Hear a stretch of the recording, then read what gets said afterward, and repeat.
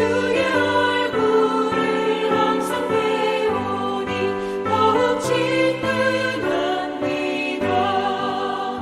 내가 매일 십자가 앞에 더 가까이 가오니 구세주의 흘린 보배 피로써 나를 정케 하소서. 우리 구주의 넓은 사랑을 증량할 자 없으며 주가 주시는 참된 기쁨도 헤아릴 수 없도다. 내가 매일 십자가 앞에 더 가까이 가오니 구세주의 흘린 보배 피로써 나를 정케 하소서.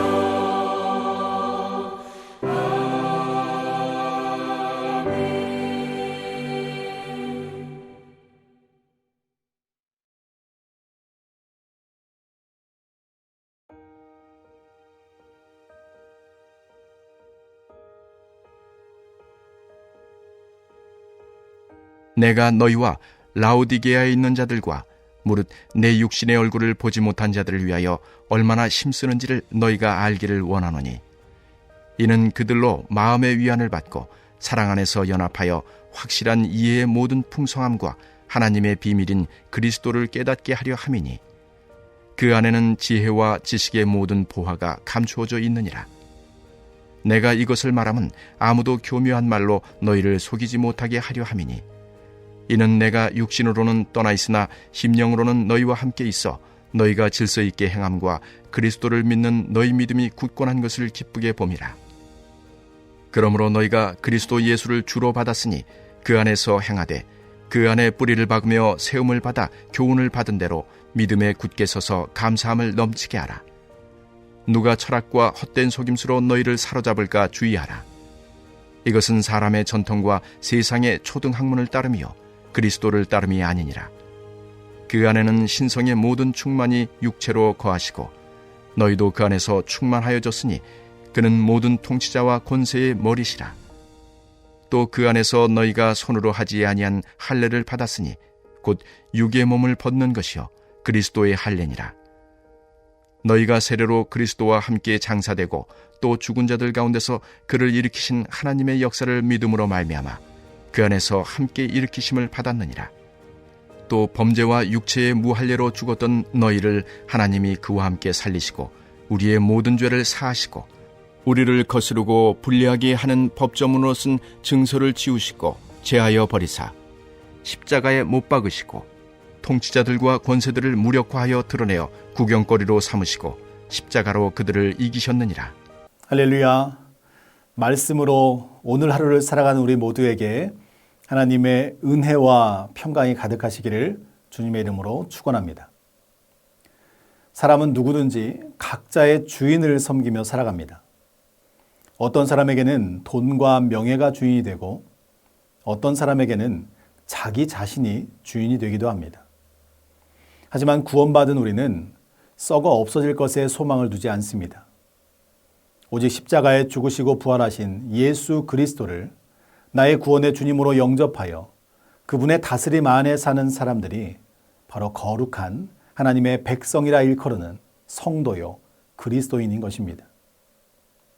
오늘 본문에서 바울은 골로새 교회와 그 주변 교회가 거짓 교사들의 가르침에 빠지지 않을까 우려하면서 편지를 쓰고 있습니다.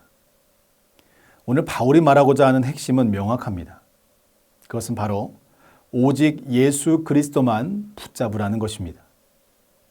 이를 위해서 바울은 다음의 세 가지, 예수 그리스도를 깨닫고 예수 그리스도 안에서 행하며 오직 예수 그리스도만 따를 것을 당부하고 있습니다. 바라기는 저와 여러분도 세상 유혹에 방황하는 인생이 되지 말고 오직 예수 그리스도 안에서 그분의 주권을 인정하며 감사와 기쁨으로 살아가는 저와 여러분이 되시기를 축복합니다. 먼저 1절에서 5절 말씀을 보면 바울이 온 힘과 정성과 뜻을 다해 열심히 사역하고 있는 이유를 말하고 있습니다. 1절 말씀에 보면 바울은 이 글을 읽게 될 골로새 교인들과 라오디게아 교인들, 더 나아가 육신으로는 자기 얼굴을 알지 못하는 모든 사람들을 위해서 자기가 얼마나 많이 수고하고 헌신하고 있는지를 모두가 알기를 원한다라고 이야기합니다. 이것은 그들에게 칭찬을 구하는 것이 아닙니다. 비록 몸은 떨어져 있지만 성령으로 그들과 함께하고 있음을 알려주어서 그들의 마음에 위로와 힘을 주는 것이고, 그리고 더 나아가 거짓 교사로 인한 문제를 어떻게 대처할 것인가를 준비시키고자 하는 목적을 가지고 있습니다. 이에 2절 말씀에서 바울은 다음과 같이 이야기합니다. 이는 그들로 마음의 위안을 받고 사랑 안에서 연합하여 확실한 이해의 모든 풍성함과 하나님의 비밀인 그리스도를 깨닫게 하려 함이니. 아멘. 바울은 골로새 교회 성도들이 사랑으로 하나 되어서 그리스도를 깨달아 온전히 알게 되기를 간절히 원했습니다. 왜냐하면 3절과 4절 말씀에 보면 그리스도 안에 지혜와 지식의 모든 보화가 감추어져 있고, 그리스도만 잘 알고 있다면 그 누구도 교묘한 말로 속이지 못하기 때문입니다. 따라서 우리도 바울이 정의내린 신앙생활하는 목적을 다시 한번 되새겨 보아야 합니다. 우리가 예수님을 믿고 교회에서 예배드리고 말씀을 듣고 서로 교제하는 궁극적인 목적은 내 마음에 위로와 평강을 얻기 위함이 아닙니다. 그렇다고 서로 사랑함으로 연합해서 하나가 되는 것이 궁극적인 목적이 아니라는 것입니다. 이것은 한 가지 목적을 이루기 위한 과정일 뿐입니다. 우리가 신앙생활하는 궁극적인 목적과 이유는 예수 그리스도를 깨달아 아는 것입니다. 왜냐하면 하나님의 비밀인 예수 그리스도를 깨달아 아는 사람이 세상 유혹에도 흔들리지 않기 때문입니다. 위조 지폐를 감별하는 감별사들이 하는 훈련은 위조 지폐가 얼마나 정교하게 만들어졌는가를 연구하는 것이 아닙니다. 온전하고 깨끗한 지폐를 계속해서 만져보고 그 결을 손으로 느끼고 눈으로 확인하는 세심한 과정을 통해서 진짜와 가짜를 구분한다는 것입니다. 따라서 진짜와 가짜를 구별하기 위해서는 진짜가 어떤 것인지 분명히 알고 있어야 합니다. 마찬가지로 그리스도인들이 거짓 교훈에 미혹되지 않기 위해서는 예수 그리스도를 알아야 한다는 것입니다. 예수님은 누구십니까? 삼위 하나님으로 존재하시고 창세전에 이 세상 우주 만물을 주관하여 만드신 창조주 하나님이십니다. 예수님은 저와 여러분을 위해서 십자가에 달려 돌아가시고 3일 만에 부활 승천하셔서 하나님 보좌 우편에 앉으신 구원주 하나님이십니다. 그리고 예수님은 마지막 날에 하나님의 백성들을 영원한 천국으로 인도하실 심판주 하나님 되심을 여러분 믿으시기 바랍니다.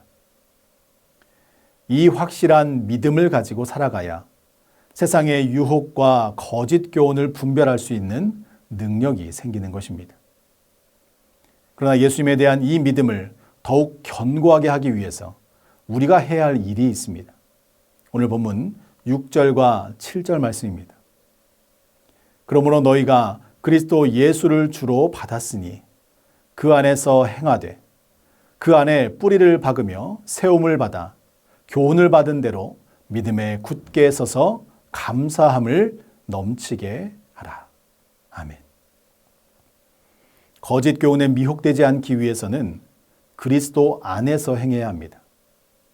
그리스도 안에서 행한다는 것은 배운 대로 굳게 서서 믿음의 뿌리를 내리는 것이며, 이는 감사가 넘치는 삶으로 이어지게 된다는 것입니다. 이를 위해서 우리가 해야 할 것은 하나님의 말씀을 더욱 가까이 하는 것입니다. 문제 앞에서 하나님의 말씀을 의지하여 기도하고, 거센 풍랑 앞에서 세상의 방법이 아닌 하나님의 말씀으로 노를 저어 나아가는 사람이 내 삶에 찾아온 문제도 도저히 뛰어넘을 수 없는 거센 풍랑도 믿음으로 돌파할 수 있기 때문입니다. 성경에 등장하는 수많은 믿음의 선진들도 거센 풍랑을 만났습니다. 그러나 그들은 태산과 같은 문제 앞에서 하나님을 바라봅니다. 하나님께 기도했고 하나님을 붙잡았으며 하나님께 매달렸습니다. 우리가 생각하기에는 그들의 형편이 조금도 나아지지 않았고 더욱 어둠의 터널 속을 벗어나지 못하는 것처럼 보이지만 그들은 그의 광야에서 하나님의 임재를 경험하고 하나님의 함께하심을 체험하는 진정한 축복을 누리게 되었던 것입니다.